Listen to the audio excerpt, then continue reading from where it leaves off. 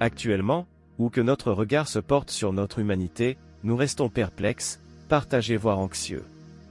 Toutes les raisons existent pour cela, cette humanité en perpétuel désaccord et en éternel conflit ne peut pas nous inspirer confiance dans l'avenir.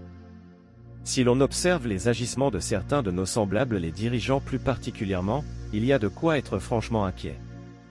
La crise sanitaire que nous avons traversée nous rappelle très vite à la réalité: confinement, exclusion, passe vaccinal, interdiction de franchir les frontières, suppression d'emplois ou de soins de santé ou encore distanciation sociale.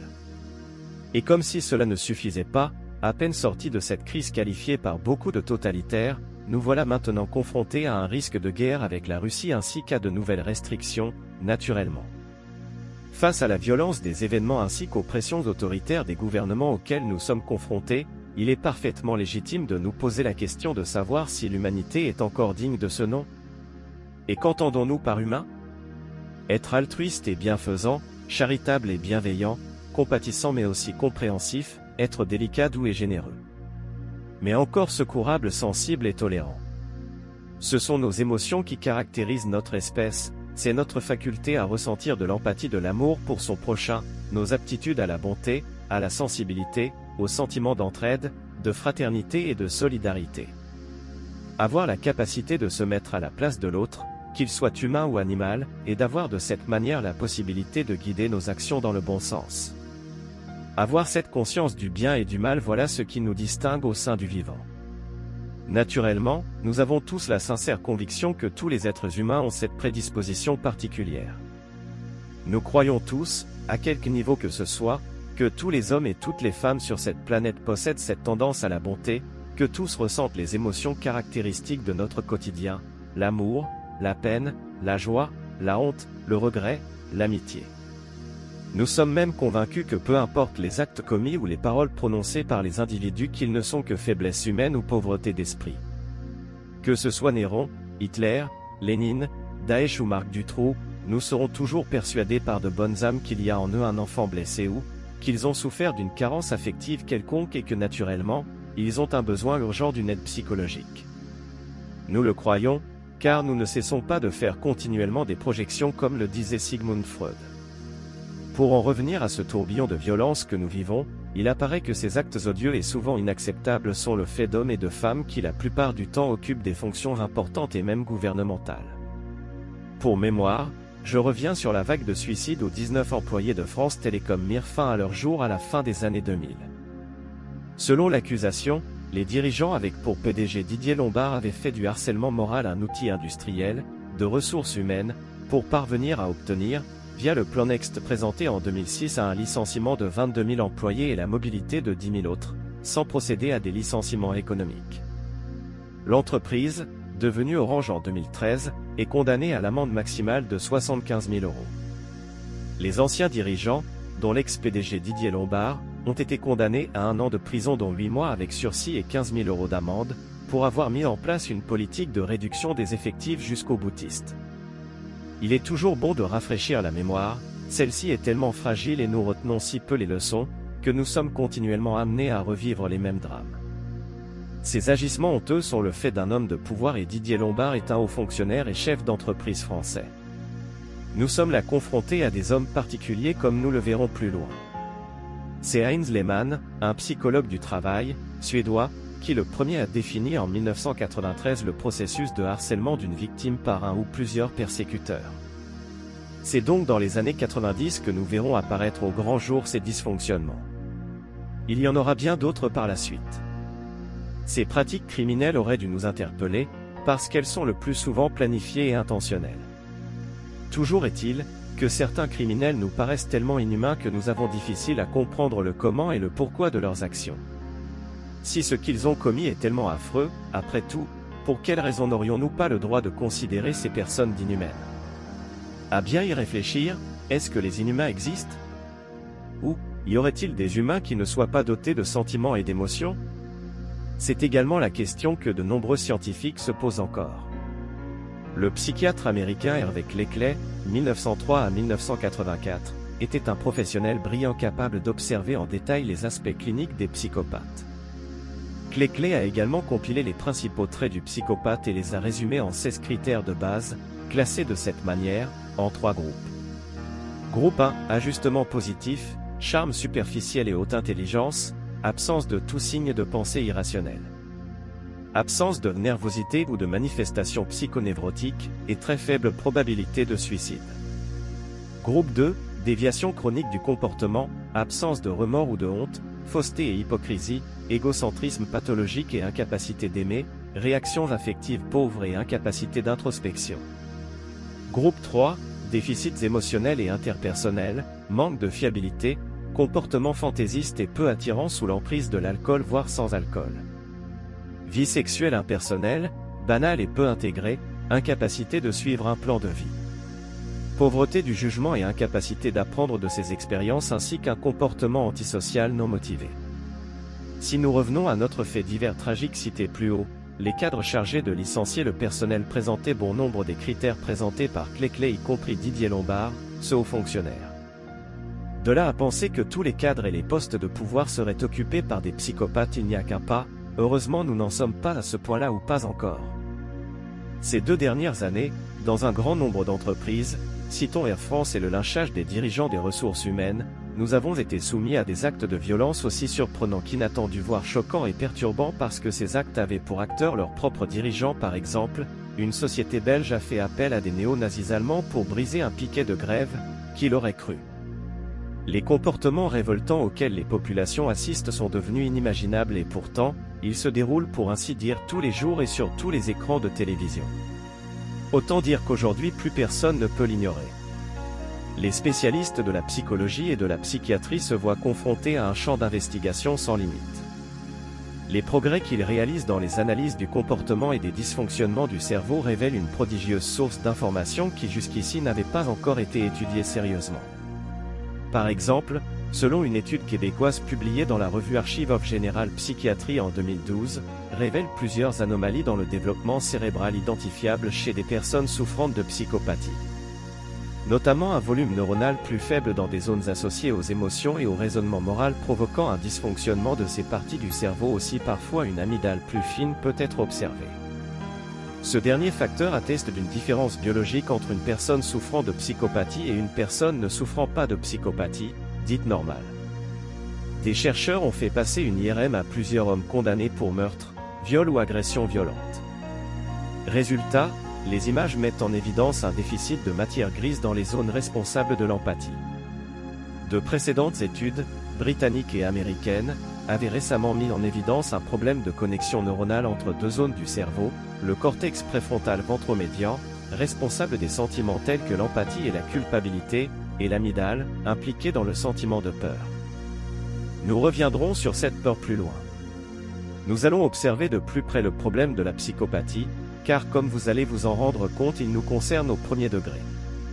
Toujours dans le cadre des recherches de Cleclet, ce dernier décrivait le psychopathe comme un individu charismatique, sincère et agréable la plupart du temps. De plus, il donne souvent l'impression d'être une personne dotée d'une intelligence supérieure, avec un raisonnement parfait et de hautes compétences apparentes. Les psychopathes comprennent et discutent avec une logique absolue des normes sociales ainsi que de la relation action-conséquence de leurs actions. En outre, l'auteur affirmait que, dans des situations dans lesquelles une personne devrait ressentir de la nervosité ou du stress, le psychopathe reste calme et sans symptômes d'anxiété. Lors de ses études sur des patients psychotiques, Cleclet note les déviations chroniques du comportement. Face à leurs actes, souvent nuisibles à la fois pour leur famille, leurs êtres chers et pour eux-mêmes, ces patients répondaient en mentant, en dissimulant et en rejetant la faute sur les autres, sans aucun type de remords ou de honte. C'est pourquoi Cleclet en a déduit que l'indifférence du psychopathe pour la vérité est notable. Ce fait, associé à son charme superficiel et son grand pouvoir de conviction et de manipulation, rend difficile la tâche de détecter s'il est sincère. Même en ayant des preuves claires du contraire, il s'avère compliqué de ne pas douter face à ces arguments. Quant à la capacité affective de ces patients, bien que ceux-ci juraient avec une crédibilité absolue d'éprouver un sentiment d'amour envers leur famille, épouse ou enfant, leurs actes démontraient souvent le contraire. Les sentiments de ces individus semblent être purement superficiels. Quant aux émotions, même si elles semblaient très convaincantes, elle pouvait être motivée, non par la force des émotions, mais par des raisons plus logiques que viscérales, comme par exemple éviter une punition ou obtenir quelque chose. Ainsi, qu'importe le nombre de sacrifices que l'on fait pour lui, le nombre de démonstrations d'amour ou de sympathie, le psychopathe n'est pas capable de répondre avec le même degré ou la même intensité. La vérité générale veut qu'une bonne action en mérite une autre en retour. Or, pour lui, cela n'est valable que lorsqu'il s'agit de l'utiliser pour obtenir quelque chose. Voilà donc une courte description sur les troubles psychopathiques en général. Notre société serait-elle à la source de ces troubles ou ceux-ci auraient-ils une autre origine? Où que nous allions sur la planète, nous découvrons les croyances, les religions, les mythologies ancestrales et les très diverses philosophies. Et, celles-ci nous racontent que notre humanité serait née de par la volonté des dieux venus du ciel. Seule la science officielle estime que l'homme est né d'un acide aminé qui, au fil du temps, du hasard et de la nécessité a évolué. La question est de comprendre les hommes d'aujourd'hui, il faut savoir avant tout d'où viennent-ils et qui sont-ils. Il s'agit de l'épineux problème des premiers hommes issus de la création. Ceci nous amène à évoquer un auteur décédé aujourd'hui, c'est Boris Moraviev. Cet auteur, historien et professeur d'histoire à l'Université de Genève, lors de ses recherches sur la tradition orthodoxe orientale, mit à jour un récit très particulier dit ésotérique. Dans le 3e volume de Gnosis, il y est fait allusion à plusieurs reprises à la coexistence de deux races essentiellement différentes, celle des hommes et celle des anthropoïdes, ce dernier terme n'étant pas au sens ésotérique du terme, péjoratif, insistons sur ce point, il ne faut y voir aucune allusion raciste. Citons Moraviev. L'ivrée humaine, c'est la race anthropoïde issue de l'humanité préadamique. La différence capitale, bien que non perçue par les sens entre l'homme préadamique et l'homme adamique contemporain, c'est que, le premier ne possède pas les centres supérieurs développés qui existent chez le second. Par centre supérieur, il faut comprendre les sentiments émotionnels supérieurs qui nous distinguent des animaux. Il poursuit, les deux races sont semblables, même structure de la personnalité, même corps physique, bien que souvent plus fort chez l'homme préadamique que chez l'homme adamique, et quant à la beauté, n'oublions pas que l'homme et la femme préadamique avaient été créés par Dieu le 6e jour, à son image et à sa ressemblance. L'ivrée humaine c'est l'humanité actuelle issue du mélange préadamique, première humanité, et des adamiques, seconde humanité réalisée par le dieu Enki pour servir d'esclave à l'administrateur général Enlil. Toujours selon Moraviev, les préadamiques sont dépourvus de la nefesh, mot hébreu qui est traduit le plus souvent dans la Bible par « le souffle divin ». Mais nefesh, en français est traduit par l'âme. Il correspond dans la Septante au mot grec psyché, utilisé également dans le Nouveau Testament. Nefesh, ce qui permet la conscience du corps et du monde physique. Cette perception n'est pas une conscience passive. Nefesh c'est aussi la force vitale insufflée dans le corps par ce même souffle divin. Il y eut une longue période de coexistence de la première humanité aux côtés de l'humanité adamique. Elle se réfère ensuite à un processus de récession de cette dernière à la suite d'accouplements mixtes, considéré par Dieu comme le témoignage d'une grande perversité qui devait conduire cette humanité mixte vers la catastrophe du déluge. Selon Moraviev, Adam devint une âme vivante à la suite d'une impulsion complémentaire qui lui fut donnée par Dieu. Le langage symbolique de la Bible l'exprime par l'image suivante. Dieu avait formé l'homme de la poussière de la terre et il souffla dans ses narines un souffle de vie et l'homme fut fait âme vivante. En 1871, George Smith, qui assemblait des morceaux de tablettes provenant de la bibliothèque du roi Assurbanipal à Ninive, réalisa que ce qu'il déchiffrait était une description du déluge. La Bible n'était pas le texte le plus ancien, ses rédacteurs avaient recyclé des récits antérieurs de nombreux siècles. Revenons un instant sur les récits sumériens concernant la création de l'espèce humaine. Les Anunnakis, ou textuellement ceux qui sont descendus du ciel. Enlil et Enki étaient les principaux dieux des anciens Sumériens qui vivaient en Mésopotamie, ou l'Iran et l'Irak aujourd'hui. Enlil est le chef de la colonie de Karsag. Il est qualifié de grand Satam, administrateur territorial. Enki serait celui qui aurait façonné et créé le corps humain pour servir d'esclave aux dieux. À la demande d'Enlil, il créa une nouvelle espèce d'humains, les préadamiques, devant servir les dieux. Nous parlons ici de la première humanité. Les dieux, en effet, avaient besoin des hommes et des femmes pour travailler la terre à leur place dans ce fameux paradis d'Éden. Cette première race n'était pas malléable à souhait. Anki suggéra alors que l'être humain soit à nouveau fait, même si ces nouvelles créations seraient moins fertiles, auraient une durée de vie plus courte et seraient plus vulnérables que leurs prédécesseurs. Ce fut alors la seconde humanité. Nous verrons plus loin l'utilité de ce récit. Pour l'archéologie officielle, ces récits ne se résument qu'à de la poésie, de la religion ou d'antique mythologie. Mais aujourd'hui encore, les archéologues ayant étudié les vestiges de la civilisation sumérienne n'expliquent toujours pas comment cette dernière a pu avoir un essor aussi soudain et brutal. Notons au passage, que l'on estime au bas mot que plus de 150 000 tablettes inconnues ont disparu dans la mise à sac organisée des sites irakiens. Il existe des hommes qui croient au mythe, Heinrich Schliemann est l'un d'eux. Persuadé que les poèmes d'Homère décrivent une réalité historique, il entreprend des fouilles en Grèce et en Asie mineure pour retrouver les lieux qui y sont décrits. Sur la butte d'Issarlik, il met au jour les ruines d'une ville qu'il identifie très vite à Troie. Revenons un instant sur les récits des anciens Sumériens. Depuis quelques années, des nouveaux traducteurs ont vu le jour. Ceux-ci ne sont plus tenus par des financements venus du Vatican ou des universités réputées. Anton Parks est l'un d'eux et les traductions qu'il nous livre sont bien plus réalistes et logiques que celles de jadis. Par exemple, dans la mythologie sumérienne, on retrouve Sakan en tant que divinité du bétail, donc des animaux de pâture employés pour une exploitation agricole. Voilà une étrange coïncidence, car la traduction en hébreu de la Bible utilise dans la Genèse, chapitre 1 au verset 26, le terme Adam pour nommer le premier homme que Elohim créa à son image. Or, l'une des expressions sumériennes communes employées pour désigner des animaux ou des bêtes est strictement identique, à savoir Adam. À en croire ce qui est inscrit, et contrairement aux propos tenus dans la Bible, l'homme n'aurait jamais connu le paradis, mais un parc à moutons où il travaillait comme une bête. Si l'Éden n'était absolument pas le paradis, pourquoi les traditions font-elles alors cet étonnant amalgame entre un lieu de servitude et le paradis ? Rappelons que la première version complète de l'Ancien Testament est la Septante, qui fut rédigée en grec à Alexandrie, entre 282 et 265 avant Jésus-Christ par des Juifs venus du royaume de Juda. Le mot « paradis » est la transcription du grec « paradeiso » qui signifiait originellement parc clos où se trouvent les animaux sauvages, terme finalement transcrit en jardin à l'époque hellénistique. À l'instar des traditions judéo-chrétiennes de l'Ancien Testament, la mythologie grecque fait état du jardin des Hespérides avec son verger merveilleux planté de pommiers.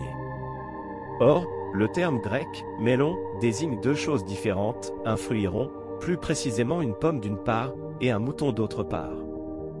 Les dieux sumériens veillaient effectivement sur leurs fruits, mais aussi sur des êtres humains assimilés à un troupeau de moutons.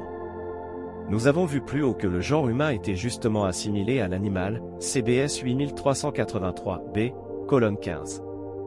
L'historien et chroniqueur grec Diodore de Sicile, 1er siècle avenue Jésus-Christ, a écrit que le jardin divin des Hespérides renfermait le troupeau de moutons des dieux.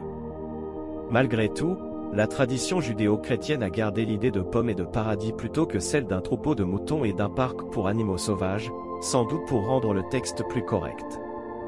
C'était peut-être un paradis pour les dieux, mais absolument pas pour l'humain. Dans sa traduction de 1985, Christian O'Brien note bien la présence de l'homme, mais ne parle pas d'esclaves, seulement d'individus aidés par les dieux. De son côté, Georges Barton mentionne bien l'homme comme étant un être asservi, mais il n'ose pas traduire le terme « érim », esclave, travailleur. Anton Parks dit encore « Aucun de mes prédécesseurs n'évoque le fait que ces humains soient des gens d'Usu, qui signifie silex, donc des hommes de la préhistoire, cette découverte est pour le moins renversante. Il est indiqué aussi que ces hommes de la préhistoire furent recréés par les dieux. Nous faisons désormais face à deux types d'humanité. 1. L'humanité sauvage présente avant l'arrivée des dieux. 2. Une nouvelle humanité asservie par les dieux, mais qui semble dans un premier temps cohabiter avec la première humanité. Bon nombre de tablettes sur argile Anki et Ninma, par exemple, où Atrahasis évoque la manipulation génétique opérée sur le genre humain. Ces différentes informations nous permettent d'envisager que les dieux auraient créé une nouvelle espèce, probablement l'Homo sapiens, à partir du semi-primate déjà présent sur Terre, l'Homo erectus, voire à partir du néandertalien, qui était plus humain. Voici une dernière traduction de Anton Parks. Le Seigneur de la colère et de la production agricole, Enlil, était venu en qualité de splendide dirigeant, il était venu avec sa force militaire. L'espèce humaine, les gens du silex, il les produisit, comme un flot de nobles esclaves. Il n'avait pas prévu de nourriture et de sommeil pour eux, il n'avait pas prévu de vêtements et d'habitation pour eux. Les gens rampaient dans leur demeure à quatre pattes, ils mangeaient de l'herbe avec leur bouche comme des moutons. L'eau remuante de nos jardins est notre eau de pluie, ils l'ont bu, ainsi, imprégnée d'inflammation. Dans cette traduction, les nouveaux spécimens humains semblent négligés, ils rampent par terre, mangent de l'herbe, ne portent aucun vêtement et sont nus comme indiqué en Genèse chapitre 2 verset 25.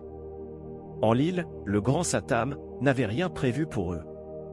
La fin manque de détails, la distinction entre l'humanité d'origine et la future humanité travailleuse n'est en effet pas claire, il est seulement mentionné que l'espèce humaine avait contaminé le jardin, notamment en ayant eu accès à l'eau potable des dieux et en ayant touché aux cultures. Dans la mythologie grecque, on nous explique la création de l'humanité de la manière suivante, tandis que le titan Prométhée façonne un homme semblable à lui dans l'argile, la déesse Athéna, fille de Zeus, a pitié de cette créature éphémère et lui fait don du feu sacré, le souffle divin, une âme divine, qui fait de lui un être spirituel, bien qu'il soit pétri dans la matière la plus terrestre, l'argile l'espèce anthropoïde. Dans un passage apocryphe de l'évangile de Judas le manuscrit Tchako, Jésus révèle à ce dernier des informations capitales. Jésus apprend à Judas qu'il existe deux sortes d'êtres humains, en réalité deux lignées humaines, la grande génération sans archonte au-dessus d'elle et la génération perdue, la génération adamique, ceux à qui l'archange Gabriel, voire en qui de Sumer, a accordé l'esprit éternel et qui appartient par conséquent à la grande génération sans archonte, Enlil. Elle retrouvera sa source, toujours porteuse de son âme éternelle, le gène caractéristique de ce souffle divin. Quant à la seconde génération, elle est dépourvue d'âme éternelle mais possède un esprit à titre temporaire pour le service reçu de l'archange Michel, une notion assez mystérieuse qui met en évidence une forme d'intelligence plus mécanique aurait été donnée à cette humanité uniquement pour servir d'esclave pour un temps déterminé. De nos jours, il s'agit bien d'une lutte entre les deux humanités, adamique et spirituelle et pré-adamique organique. Il convient à présent d'expliquer l'origine de cette émergence de la psychopathie dans nos sociétés. Bien heureusement, tout le monde n'en est pas atteint mais nous devons reconnaître que quelque chose ne va plus. Cette lente dégradation des tissus sociaux, cette rupture entre les citoyens et ces élites dirigeantes, indique bien une liquéfaction morale de nos sociétés ainsi qu'un abandon à la cohérence sociale. Alors, posons la bonne question, d'où provient ce processus de dégénérescence morale? Ce qui nous occupe, c'est la distinction entre les deux espèces d'hommes et ce qui les distingue en particulier. Selon Boris Mouraviev, il est probable qu'après les millénaires pendant lesquels les deux races se sont mélangées, cette proportion est maintenant équilibrée entre pré-adamique et adamique, mais seuls les adamiques posséderaient encore ce gène spirituel. Cela étant dit, une majorité d'entre nous argumenterait qu'il est impossible qu'une telle différence entre êtres humains puisse exister sans que nous puissions nous en apercevoir. En effet, un être humain n'ayant pas vraiment d'émotion, sans intonation dans la voix, sans expression du visage et sans langage corporel ne passerait pas inaperçu? Serait-il possible malgré tout que deux espèces d'hommes coexistent depuis des millénaires, dont la physionomie est la même, mais à laquelle il manquerait des facultés émotionnelles? Hormis les mystères de la création et mis à part, la remise en question du darwinisme, ce qui en ce moment fait grand bruit puisque les nouvelles découvertes remettent en question la théorie selon laquelle l'homme descendrait du singe. La coexistence de deux espèces d'hommes est attestée par la science puisqu'il est prouvé qu'Homo sapiens et Homo neanderthalensis ont mélangé leurs gènes. Dès lors, grâce aux facultés mimétiques des êtres humains qui au fil du temps dissipèrent les différences, nous pouvons admettre qu'aujourd'hui, il puisse y avoir deux espèces d'hommes vivant l'une avec l'autre. Plus important encore, le prix Nobel de médecine, 1962, Francis Crick, qui a découvert la structure de l'ADN en 1953 avec James Watson, pensait sérieusement que son origine ne pouvait pas être terrestre, mais devait être le produit d'une sorte de bio-ingénierie extraterrestre. Francis Crick pensait que si nous considérons la formidable complexité de l'ADN, il est fort probable que la technologie de l'ADN a été intentionnellement dispersée sur notre planète par une forme de vie extraterrestre très évoluée, théorie de la panspermie dirigée. Et Francis Crick va plus loin. En raison de son extraordinaire complexité, cette molécule ne peut pas être le simple résultat de combinaisons aléatoires et hasardeuses qui se seraient produites sur de longues périodes de temps. Au contraire, l'ADN est d'une telle complexité que nous pouvons légitimement envisager une intention, un programme élaboré, et un but précis dans sa conception et sa réalisation. L'ADN humain ne serait donc pas le produit de l'évolution au sens darwinien du terme. De nos jours, nous ne percevons plus les différences entre les uns et les autres au niveau physique, mais ces distinctions existent bien et elles se situent aujourd'hui à des niveaux plus subtils tels que la psychologie ainsi que sur le plan psychiatrique. En vertu des mixités génétiques entre les adamiques, dotés d'une conscience bien plus développée sur le plan émotionnel et affectif, et les pré-adamiques dotés d'une conscience également, mais plus instinctive et moins émotionnelle, ont fini par diminuer les qualités intrinsèques des deux espèces. L'ADN des deux races est complètement mélangé, et c'est cela, qui est le sens véritable de la contamination de la descendance. C'est important lorsque nous observons les évolutions de la société sur le plan moral ainsi que sur l'épanouissement des différentes populations. Le bien-être de l'humanité est un baromètre qui ne trompe personne, mais aux yeux des deux espèces cette notion de bonheur est-elle la même? Ce qui représente nos valeurs de partage, nos comportements vertueux les uns envers les autres, nos joies et nos tristesses comprises par les autres, sont-elles équivalentes entre ces deux espèces? Dans les travaux de Boris Mouraviev et les descriptions du comportement pré-adamique, apparaissent des notions de pathologie moderne comme psychopathie, sociopathie, pathocratie. Immédiatement, nous avons à l'esprit l'image bien répandue des tueurs en série ou des démons assoiffés de sang, mais cette catégorie représente une infime minorité. De façon générale, le psychopathe classique se comporte exactement de la même manière que vous et moi, il rit, il pleure, il a un conjoint, des enfants, un emploi et paie habituellement ses taxes. Comme le disait Mouraviev, il y a une différence qui n'est pas perçue par les sens. Les recherches et les connaissances à ce sujet nous démontrent que, bien au contraire, ces personnes sont des plus normales et qu'il nous est pratiquement impossible de les reconnaître tout comme le disait Cleclet. Toujours est-il que nous savons maintenant que les pré-adamiques évoluent eux aussi et qu'ils ont un instinct d'organisation et de survie très développé, le meilleur exemple étant la fourmilière. C'est parce qu'ils ne disposent pas d'un centre émotionnel aussi performant que les adamiques qu'ils défendent âprement cette fourmilière envers et contre tout. Nous savons aussi qu'en vertu de l'évolution naturelle du vivant tout entier, les uns et les autres ont continué d'évoluer, mais chacun d'une manière distincte. Collectivement et organiquement pour les pré-adamiques, et spirituellement et individuellement pour les adamiques. Mais à présent, survient une question fondamentale, qu'est-ce qui semble précipiter le monde dans une violence et une folie dévastatrice aussi insupportables actuellement? Effectivement, nous devons maintenant poser les bonnes questions sur notre civilisation devenue chaotique. Cette chute vertigineuse de nos valeurs n'est autre qu'un indice évident de l'existence de cette double humanité et du marasme qui en découle. Il semble que la société actuelle ait perdu de vue la manière dont ces personnes peuvent désagréger voire parfois saboter le tissu central d'une civilisation ou d'une nation. Même si nous sommes souvent de bonne volonté pour améliorer les choses, du point de vue de la naïveté, nous sommes incorrigibles. Il est très facile de se focaliser sur les idéologies collectivistes comme source de nos problèmes et d'oublier que les dites idéologies ne sont pas nées spontanément, elles ne peuvent pas anéantir des sociétés et des peuples par elles-mêmes, elles ont besoin des personnes qui planifient de tels désastres soit volontairement, soit par des absurdités technocratiques et qui les mettent en pratique. À l'analyse historique de ces catastrophes, il apparaît le plus souvent que c'est bien le fait de psychopathes qui sont à l'origine des vrais dégâts. N'oublions pas non plus que le collectivisme est une organisation qui fut instaurée par la force et non par le choix volontaire. Dans les différentes formes de psychopathie, sociopathie et encore pathocratie, les pré-adamiques ne se classent pas tous au même niveau, bien au contraire, ceux-ci n'étant pas toujours conscients de ces différences ou s'en moquent, ils participent néanmoins à la vie de tous les jours. Les sociopathes, en particulier, sont précieux dans des domaines où moins d'empathie est nécessaire pour accomplir certaines tâches. Ils sont particulièrement bien adaptés en tant que chirurgiens, secouristes, soldats, pompiers, et tout autre emploi où voir des personnes souffrir ne les empêche pas de sauver des vies. Ils ne se réjouissent pas nécessairement de voir les autres souffrir, mais cela ne les perturbe pas non plus émotionnellement. Il est à noter qu'ils sont peu atteints par les traumatismes post-traumatiques.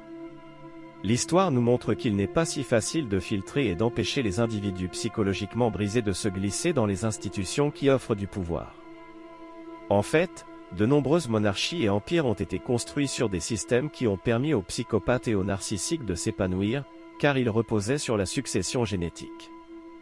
Nous comprenons très bien que la création de la démocratie et des républiques démocratiques a été en partie conçue pour aider à éliminer les individus fantaisistes, illuminés ou criminels, en utilisant des élections ouvertes et de processus de vote, en d'autres termes, laisser le peuple examiner les candidats et écarter les fous des cercles du pouvoir. Toutefois, si les candidats sont des psychopathes et que le public n'a pas vraiment le choix, alors les démocraties sont en danger. Nous allons voir à présent que c'est malheureusement ce que nous vivons en ces moments difficiles. La pathocratie, autre forme de psychopathie, peut prendre plusieurs visages. Elle peut s'insinuer même dans un système ou une idéologie d'apparence juste et équilibrée. La mascarade et l'illusion peuvent même faire croire aux populations qu'elles vivent dans un système démocratique. Parfois sa forme est plus révélée lorsque le régime impose ouvertement une forme d'oppression. Bref, la pathocratie n'est rien de plus qu'un système politique dans lequel des personnes atteintes de troubles de la personnalité prennent le pouvoir. On parle de troubles comme le narcissisme, nous pensons aussitôt à des dirigeants ou à des politiciens dont beaucoup diraient, même au sein de leur propre parti, qu'ils ont une très haute estime d'eux-mêmes et manquent en même temps de l'empathie nécessaire pour vraiment se soucier des gens qu'ils gouvernent.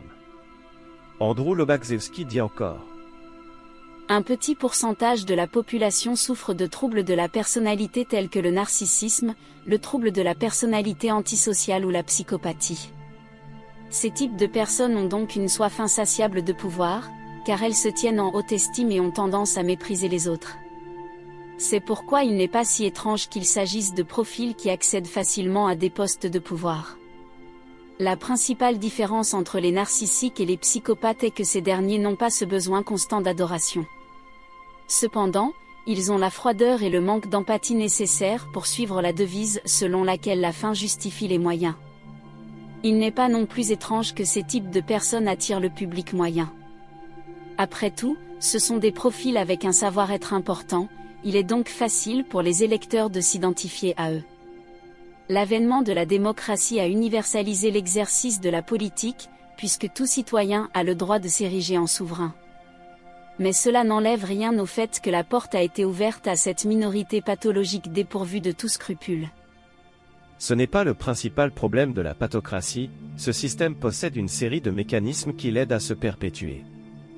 Nous parlons de cette pathocratie collective où les individus resserrent les rangs autour d'un parti politique souvent agressif, d'un leader ou d'un phénomène spécifique. Une structure solide basée sur des tranchées qui empêchent l'apparition de nouvelles forces de changement. Cela ne signifie pas que toutes les personnes qui entourent le leader pathologique souffrent de troubles mentaux. Peut-être sont-elles simplement assez avides de pouvoir pour ne pas remettre en question les méthodes de leurs supérieurs.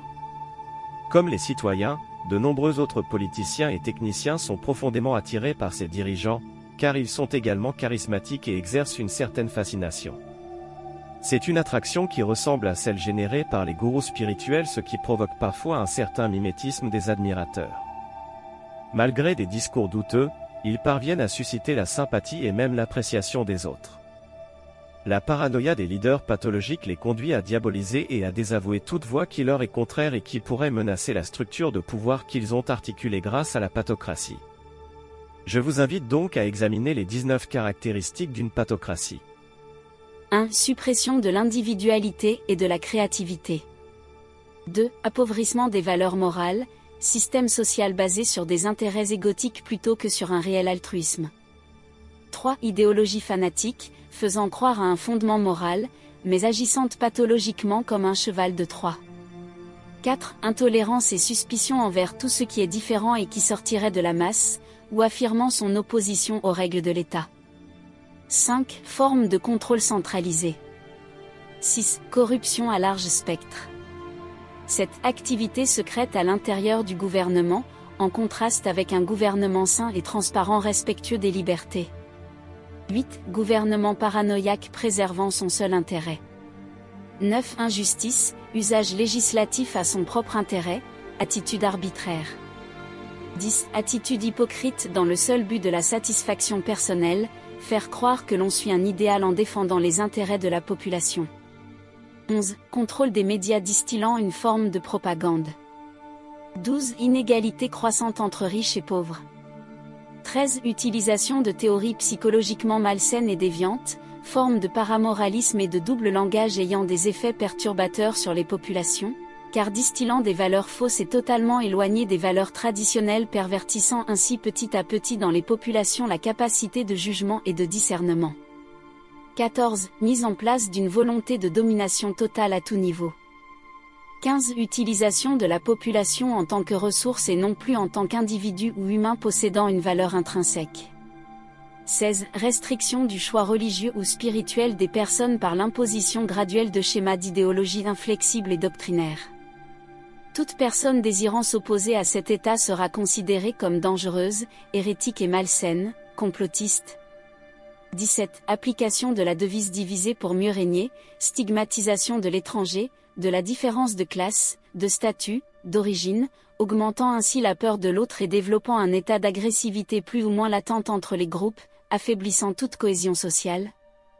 18. Suppression progressive de la liberté d'expression, de réaction, de discours, incapacité de la population à demeurer réactive et activiste. 19. Violation systématique des droits humains, déni du pouvoir à reconnaître les droits et besoins essentiels des personnes.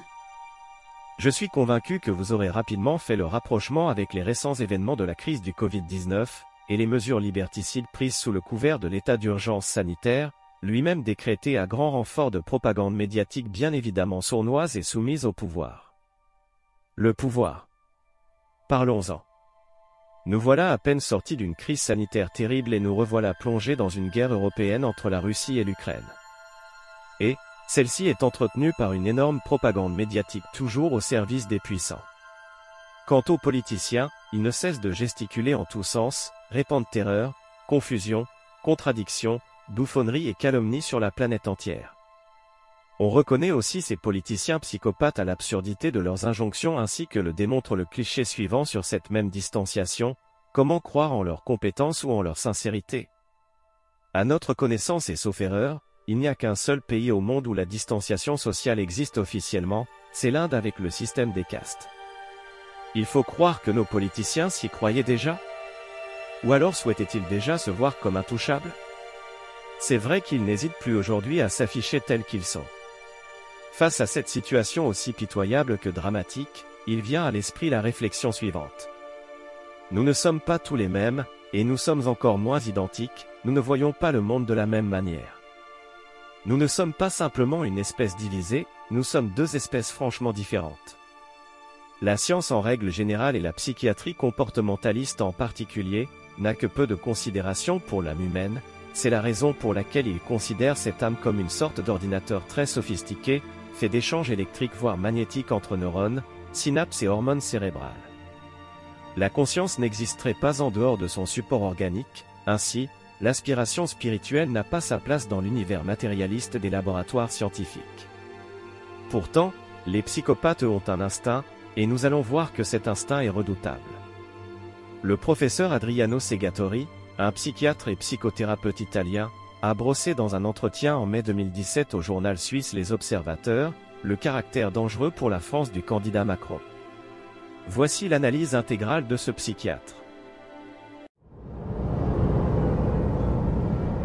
Per cui questa valutazione che io ho fatto sul candidato Emmanuel Macron deriva sia dai filmati disponibili, sia dalla biografia ufficiale che lui stesso rivendica.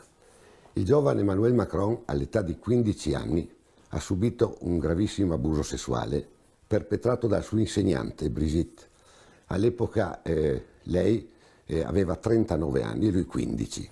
Ora, al di là poi delle cronache rosa che hanno voluto incensare questo grande amore con un matrimonio che grottescamente si potrebbe definire riparatore, resta il fatto che lo sviluppo psichico di un bambino, perché tale era a 15 anni Emmanuel Macron, si è fermato, è stato violentemente fermato da una seduzione sia fisica che psicologica. Cos'è accaduto? Freud lo insegna in Totem e Tabù. È stato superato un limite, il limite stesso che il tabù prescrive. Quindi diciamo così che il primo passaggio è stato questa idea che tutto poteva essere concesso. Naturalmente questo è accaduto negli ambienti bene di Parigi, perché se questo episodio fosse accaduto in un ambiente proletario, quello stesso ambiente che Macron sia dal punto di vista verbale che non verbale, non tollera, non sopporta, lo disprezza, le cose sarebbero andate diversamente. Il giovane Macron sarebbe finito ai servizi sociali, sostenuto dagli psicologi, e Brigitte sarebbe finita in carcere. Questa è la realtà del fatto. Siamo di fronte, ci siamo trovati di fronte e si sono trovati di fronte a un problema di tipo pedofilico.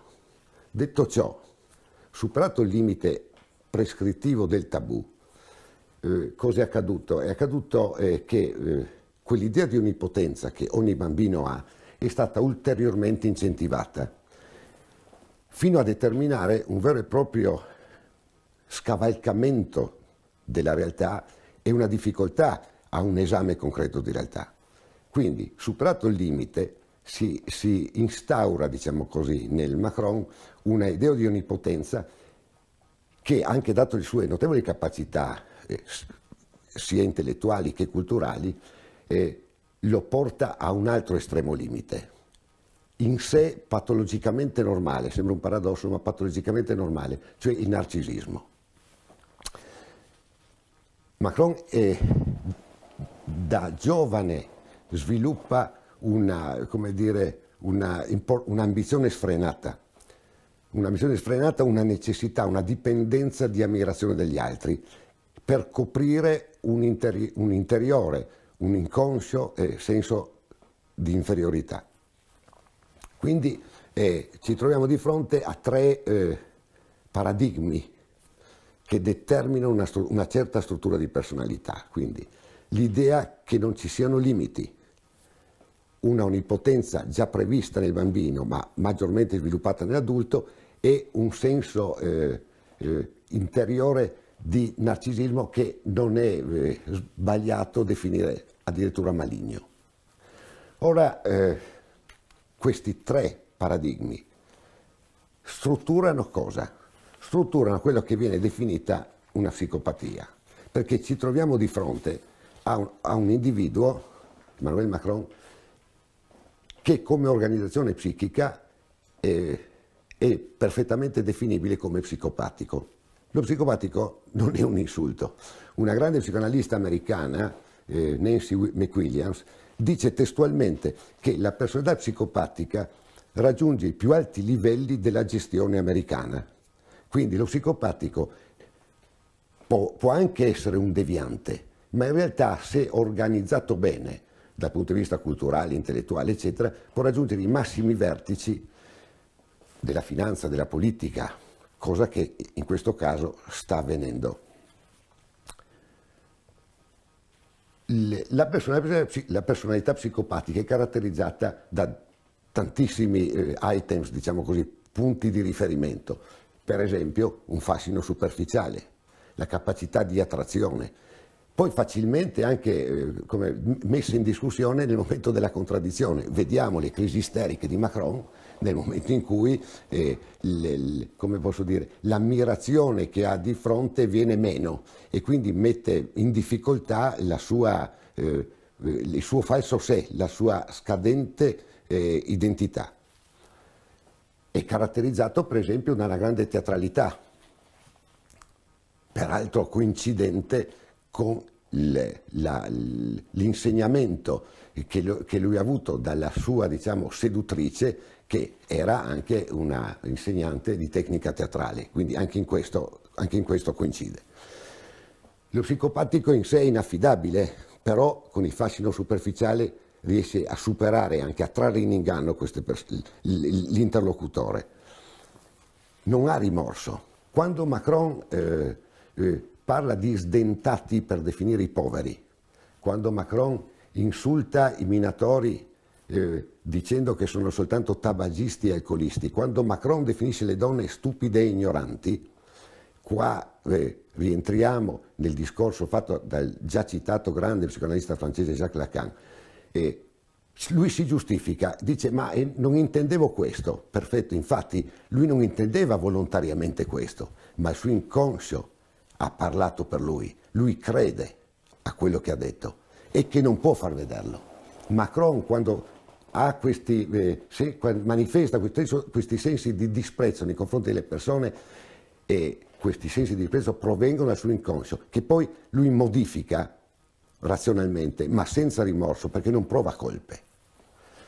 Quindi qual è il problema? La domanda, se un giudice dovesse chiedermi, come in ogni perizia psichiatrica, cosa ne penso sulla pericolosità di queste persone, a dire che non ci sono dubbi. Emmanuel Macron, come tutti i psicopatici, sono altamente pericolosi. Un intenditore, una persona, un intellettuale che si è occupato anche di questo diciamo così, disturbo ben integrato, e anche considerato notevolmente considerato nella nostra società, ha detto testualmente: i serial killer rovinano le famiglie, mentre gli psicopatici ai vertici dell'economia e della politica rovinano intere società. Perché è pericoloso Macron? Macron è pericoloso perché, come tutti gli psicopatici, ha una grandissima idea di sé. Macron non ama la Francia e non lotta per il popolo francese. Macron ama se stesso enormemente, ama enormemente se stesso, e lui combatte per mantenere la sua fragile identità. Come dire, la conflittualità nei confronti di Marine Le Pen non è una conflittualità di tipo, solo almeno per lui, di tipo politico, ma lui non può accettare che una donna, che la Marianne, che è la rappresentante della Francia, sia in antagonismo con lui. Lui ha bisogno, come attualmente, di una madre accudente. Tutto il resto per lui diventa difficilissimo da sostenere. Quindi è pericolosissimo con una grandissima fragilità. Soltanto in questo modo, cioè accettando quantomeno questo tipo di interlocuzione con Macron, si può avere l'idea della sua pericolosità. Una persona che potrebbe essere, come tutti gli psicopatici, che lavorano solo per se stessi e che considerano gli altri strumenti della propria grandezza. Solo in questo caso, valutando bene in questo caso, ci si può rendere conto di come in pericolo sia in questo momento un paese come la Francia di fronte a un candidato présidentiel de questo genere. Il nous faut bien nous rendre à l'évidence et reconnaître que plusieurs conclusions nous rappellent sans aucun doute les comportements méprisants et outranciers d'Emmanuel Macron, président d'une nation comme la France. Insistons sur ce point. Il peut nous échapper parfois un mot malheureux, mais jamais comme Macron. À un tel niveau, nous ne pouvons plus parler d'un pur hasard. Citons un seul exemple, pour cerner toute la portée du danger qu'un psychopathe représente ainsi que son côté vicieux et agressif, évoquons ses propos inqualifiables sortis en janvier 2022. Les non-vaccinés, j'ai très envie de les emmerder. Et donc, on va continuer de le faire, jusqu'au bout, et il rajoute ensuite le plus grave. Les anti-vax sapent la solidité d'une nation. Quand ma liberté vient menacer celle des autres, je deviens un irresponsable, estime le président Macron. Un irresponsable n'est plus un citoyen. Nous aurons constaté toute l'arrogance du personnage, il est inutile d'en rajouter. Mais ceci est une preuve évidente que nous sommes dirigés par des hommes qui n'en sont pas vraiment, dénués de tout sentiment. Bouffi d'orgueil et désincarné de la vie courante, ils dirigent les plus grands et plus puissants pays de la planète. Si les sociopathes, eux, ont tendance à être désorganisés, en revanche, les psychopathes sont extrêmement organisés. Ils ont des relations normales avec les autres. Ils inspirent la confiance parce qu'ils comprennent parfaitement les émotions humaines même s'ils sont incapables de les ressentir, ils les ont bel et bien intégrées. Ils sont maîtres dans la manipulation parce qu'ils ne ressentent aucune émotion et qu'ils n'éprouvent aucun remords. Ils planifient soigneusement leurs actes de reconquête. Pratiquant l'illusionnisme en maître, de ce fait, ils sont très difficiles à identifier parce qu'ils anticipent chaque étape de leur crime pour s'assurer qu'ils ne seront pas détectés. Cette absence de conscience constitue une division profonde entre êtres humains, sans doute plus importante que l'intelligence, la race, ou même le sexe. Ce qui distingue ces gens-là de tous les autres, c'est un trou béant dans leur psychisme, là où devraient se trouver les fonctions d'humanisation les plus évoluées. Il est temps de prendre conscience que nous avons pour dirigeants des potentiels prédateurs tels que le décrivait Boris Mouraviev dans Gnosi. La comparaison entre les pré-adamiques et les psychopathes parvenus au plus haut sommet du pouvoir est indéniable et Emmanuel Macron ou même Didier Lombard cités plus haut ne sont que deux spécimens sévissant parmi beaucoup d'autres. Kevin Dutton, chercheur en psychologie expérimentale d'Oxford, a établi une liste de 10 professions où l'on trouve le plus de psychopathes sur base de son enquête. Cela donne dans l'ordre. 1. Politiciens et PDG. 2. Les avocats. 3. Les professionnels des médias, TV, radio. 4. Les commerciaux. 5. Les chirurgiens. 6. Les journalistes. 7. Les policiers. 8. Les membres du clergé. 9. Les chefs cuisiniers. 10. Les fonctionnaires administratifs. Ce que ne révèlent cependant pas les quelques études portant sur le sujet, c'est la permanence des décisions catastrophiques prises par de tels individus et leurs impacts sur le long terme. Autrement dit, un leader psychopathe génère en moyenne 10 fois plus de problèmes qu'il n'apporte de solutions. On comprend le cercle vicieux dans lequel s'enferment et nous enferment ces personnalités pathologiques, qui suite à une décision prise dans l'unique but de satisfaire leur narcissisme pathologique créent un événement ou une situation catastrophique qu'ils ont ensuite à charge de devoir corriger compte tenu de leur statut.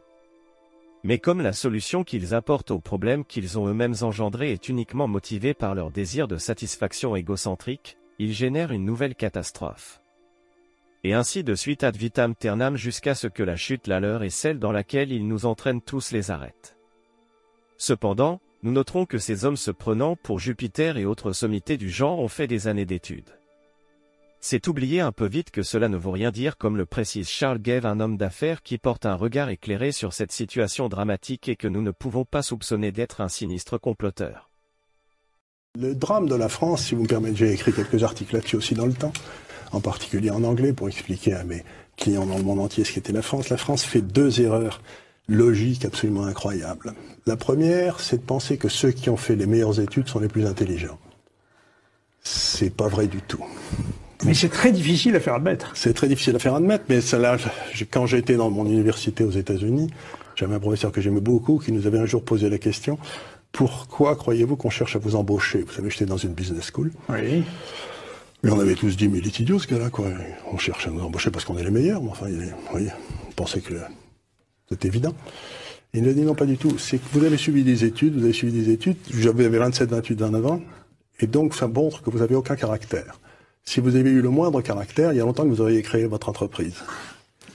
Et donc, vous avez montré que vous étiez capable de répéter ce que vous disent les professeurs, et c'est ce qu'on appelle l'intelligence.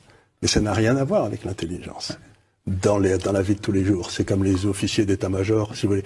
Gamelin qui a foutu la France en l'air, il était sorti premier de Saint-Cyr. Et premier de l'école de guerre. Ça n'empêche qu'il a foutu la France en l'air. Donc, première erreur, intelligence égale études. C'est pas vrai. Deuxième erreur, c'est de penser que parce que vous avez fait les meilleures études, vous êtes le plus à même de prendre des décisions. Il n'y a aucun rapport entre les deux. Il n'y a pas de rapport, en effet. Il n'y a pas de rapport entre les deux. Donc, à partir de ces 2 erreurs, on a bâti un système d'éducation qui fait monter les gars qui ont une mémoire de cheval, oui, et qui n'ont aucun caractère.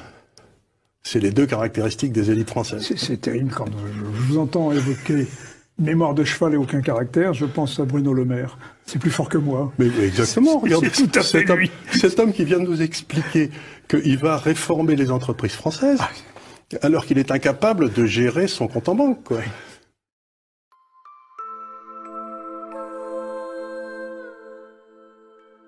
Si nous voulons avoir un aperçu du nombre de ces dangereux psychopathes, il suffit de vérifier les noms des ministres et gouvernements qui maintiennent les mesures les plus liberticides contre le Covid-19 et leur appartenance à une caste particulière, celle des Young Global Leaders, les leaders mondiaux de demain.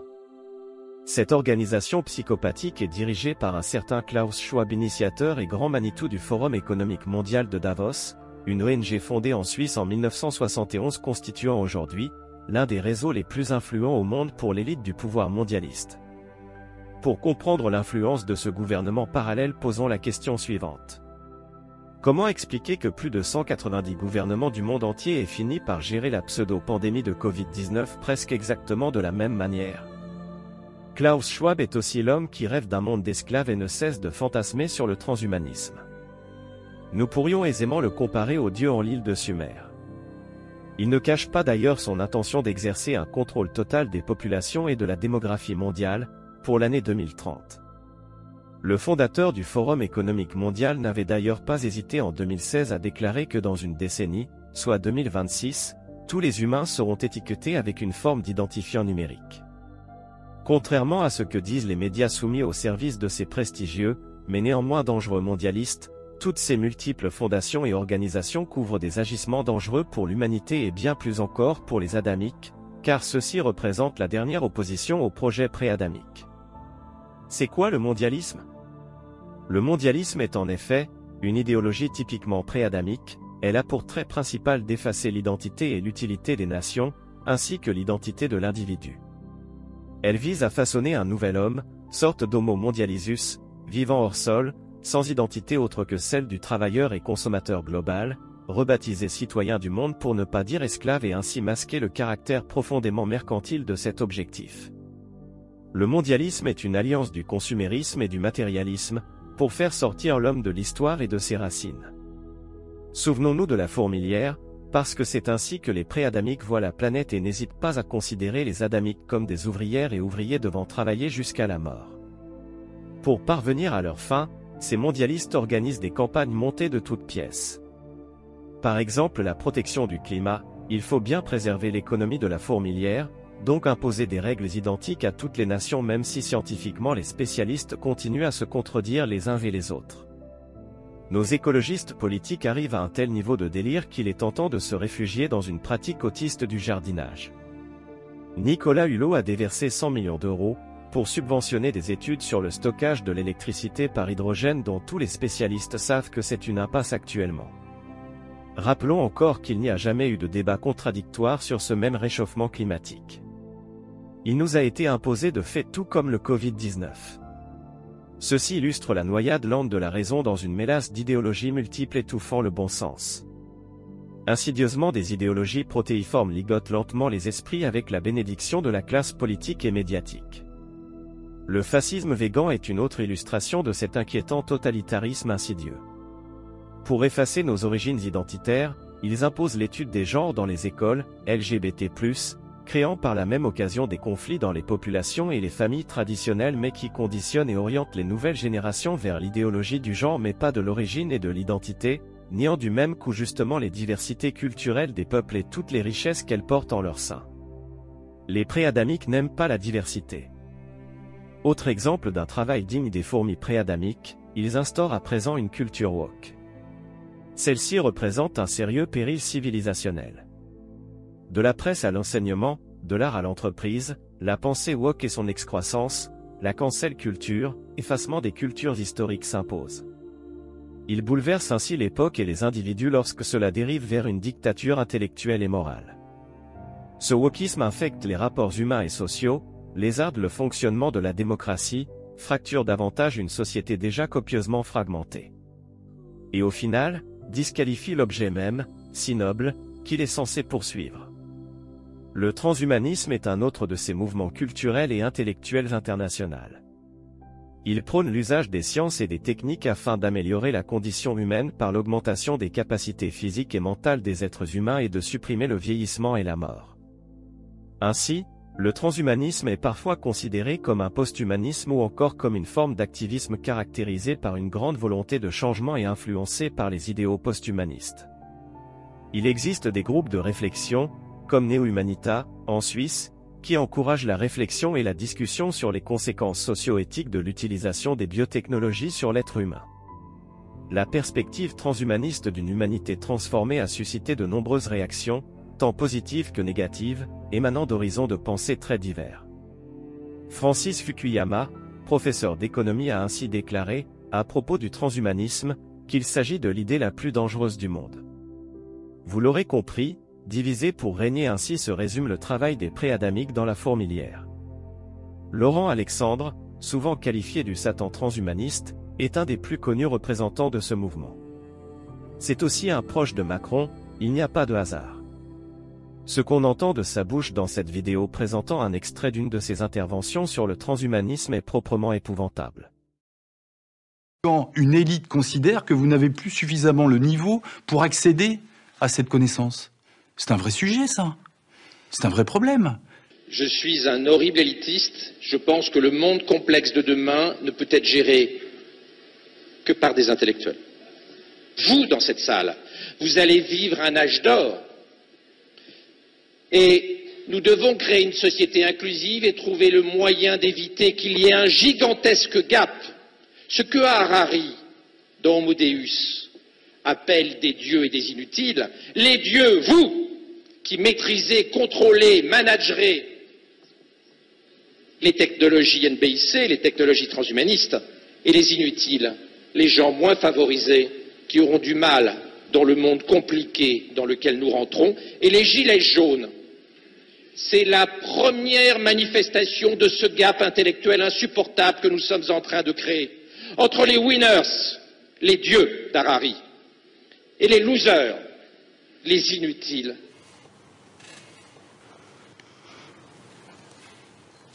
Mais c'est effrayant. Médecin.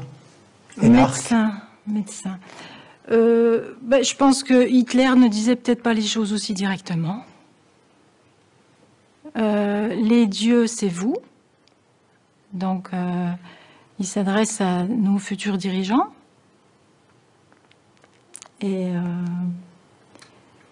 les inutiles, c'est nous, quoi. Donc, ça veut dire que c'est eux qui vont concocter les programmes pour décider de la façon dont on doit vivre, dont on aura le droit de vivre, ou de disparaître, peut-être. C'est absolument effrayant.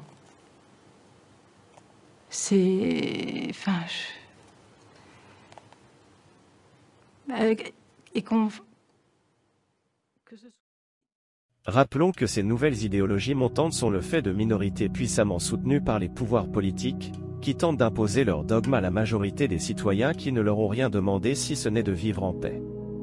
Petit à petit, notre société se voit minée par une forme de terrorisme des minorités provoquant le dysfonctionnement des sociétés et disloquant l'entente mutuelle des uns et des autres qui auparavant s'acceptaient tels qu'ils étaient.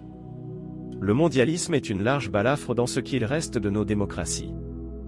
À la question « Pourquoi ?», il suffit de comprendre que chez les pré-adamiques c'est davantage l'instinct qui les fait réagir que l'émotion, c'est la peur qui les pousse à se prémunir contre les revendications de liberté, de partage, d'humanité et de justice que réclament les adamiques. Souvenez-vous, chez les psychopathes les spécialistes ont noté qu'une amygdale trop peu développée est impliquée dans le sentiment de peur. De plus, suite aux accouplements mixtes avec les adamiques, l'évolution a permis actuellement aux pré-adamiques de mieux percevoir la nature différente des adamiques et finalement de voir en eux une redoutable menace pour leur évolution. Cela explique aujourd'hui les montées de violences gouvernementales, de répression ou encore la surveillance de masse que nous vivons. Tous les déplacements hors du domicile sont interdits sauf dérogation. Veuillez respecter une distance de sécurité d'au moins 1 mètre entre chaque personne. Rappel des consignes relatives à l'épidémie de Covid-19.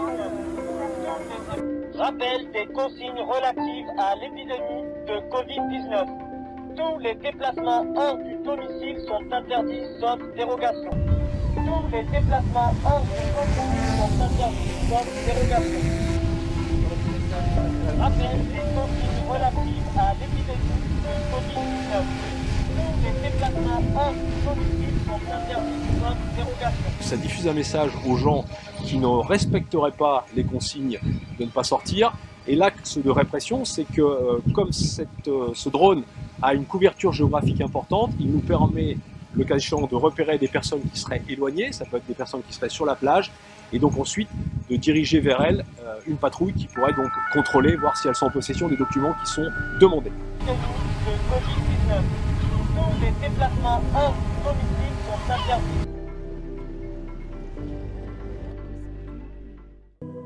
Cet instinct de survie particulièrement développé et le sentiment de peur animent les pré-adamiques et expliquent les dérives autoritaires depuis bientôt 3 ans. Si nous résumons les propos d'Emmanuel Macron avec son « Nous sommes en guerre », de Laurent Alexandre avec son désir de se débarrasser des inutiles ou encore de Klaus Schwab qui veut marquer l'humanité au fer rouge, nous avons véritablement une déclaration de guerre des élites de ce monde contre une partie de l'humanité, celle qui ne leur ressemble pas, celle des adamiques. Les adamiques sont à présent menacés par un ennemi qu'ils côtoient chaque jour, mais qu'ils n'avaient jamais soupçonné mais qui les surveille depuis longtemps et de plus en plus. Les délations durant la période de pandémie du Covid-19 n'ont été qu'un pâle reflet de cette menace. Quand sera-t-il plus tard ? Nul ne le sait. Cette élite qui se prend pour Dieu rêverait elle d'enfermer la moitié de l'humanité dans un enclos aux inutiles comme le faisait jadis le Seigneur en l'île de Mésopotamie? Jusqu'où peut aller cette élite de psychopathes? Elle se caractérise comme une tendance à la fois à la domination et à la froideur. Ils sont aujourd'hui prêts à employer tous les moyens pour exploiter les failles dans nos démocraties. Les propos suivants ont été tenus par le PDG de Nestlé Peter Brabeck-Letmathe. L'accès à l'eau ne fait pas partie des droits de l'homme, elle doit donc être privatisée. L'exploitation de toute la terre et ainsi rentabiliser toutes ces richesses est leur unique obsession. Grâce à leur productivité, ils exigent en retour une reconnaissance sociale et se considèrent comme des monarques qu'il faudrait vénérer, mais n'offrent ni amour ni reconnaissance en retour. Ce comportement est clairement conforme à l'essence de la psychopathie telle qu'elle est communément décrite. Insistons toutefois sur le fait que le corps humain fait partie intégralement de la marchandisation des préadamiques. C'est ainsi que nous voyons arriver dans les instituts de beauté des crèmes à base de cellules de fœtus. Toujours dans des pays dirigés par ces fameux psychopathes de Davos, on peut voir le président du Canada, Justin Trudeau, introduire, à la demande de la Cour supérieure du Québec, l'examen d'un projet de loi visant à élargir l'euthanasie. Si cette loi nommée le C7 était adoptée, l'euthanasie serait élargie à tous les patients non mourants, même mineurs, atteints d'une maladie incurable, et qui jugeraient leur souffrance intolérable, ainsi qu'à ceux qui n'ont d'autre infirmité qu'une maladie mentale. Voici une belle économie qu'ils pourraient faire avec des adamiques devenus inutiles. Hélas, beaucoup d'adamiques ignorent cette différence psychique et pour cause ils s'ignorent eux-mêmes, ils entendent et ressentent bien cet appel qui vient du cœur de leur ADN et de leur moi spirituel, mais ne s'imaginent pas un seul instant que d'autres ne puissent pas l'entendre, le ressentir ou le comprendre. C'est là le drame de la proie et de son prédateur. Pourtant, en dépit de tout, l'homme adamique conserve dans le tréfonds de son cœur une vague réminiscence de son origine, qui tient à ce que les chromosomes et leurs gènes pénétrés de psychospiritualité se perpétuent. Toute la chance de l'humanité est dans ce fait, qui permet d'espérer une régénérescence et un redressement moral. Sans cela, l'homme contemporain, qui dans son état actuel n'est plus que l'ombre de lui-même, n'héritera que d'une humanité en ruine. L'homme adamique doit dès maintenant écarter toute naïveté, il ne peut plus faire de compromis et se voiler la face, mais aura-t-il encore le courage de redresser la tête? Citons à ce propos Boris Mouraviev. Dès lors, la coexistence de ces deux types humains et la compétition dont elle s'accompagne est devenue normale. Or, comme les enfants de ce siècle sont plus habiles que ne le sont les enfants de lumière dans leur état postérieur à la chute, nous voyons tout au long de l'histoire, et encore de nos jours, les adamiques se trouvaient généralement en position d'infériorité par rapport aux préadamiques. Si cette situation persiste et n'est pas écartée, c'est le déluge de feu qui nous attend. Immense est l'effort à fournir pour conjurer ce sort, et court le temps qui nous reste pour le mener à bien. De l'ampleur de cet effort, l'homme ne peut blâmer que lui-même, elle résulte de l'obstination qu'il a mise à fermer ses oreilles aux avertissements que n'a cessé de lui adresser sa voix divine intérieure, de même qu'il ferme aujourd'hui les yeux devant les préparatifs du déluge de feu, dès maintenant techniquement réalisable et, il faut le dire, moralement possible. Compte tenu du caractère primaire des préadamiques dominants, ce cataclysme final vers lequel l'humanité avance en aveugle ne peut être évité que par des surefforts conscients de l'élite adamique. Ni un progrès technique, ni un raffinement des facultés intellectuelles, ne peuvent permettre de remédier à cet état de choses qui évolue vers le pire. L'équilibre de la terreur, le seul auquel les hommes soient parvenus, n'a en fait conduit l'être humain et sa civilisation qu'à des résultats chimériques et à un déséquilibre dans lequel les tendances fratricides bibliques pèsent encore lourdement.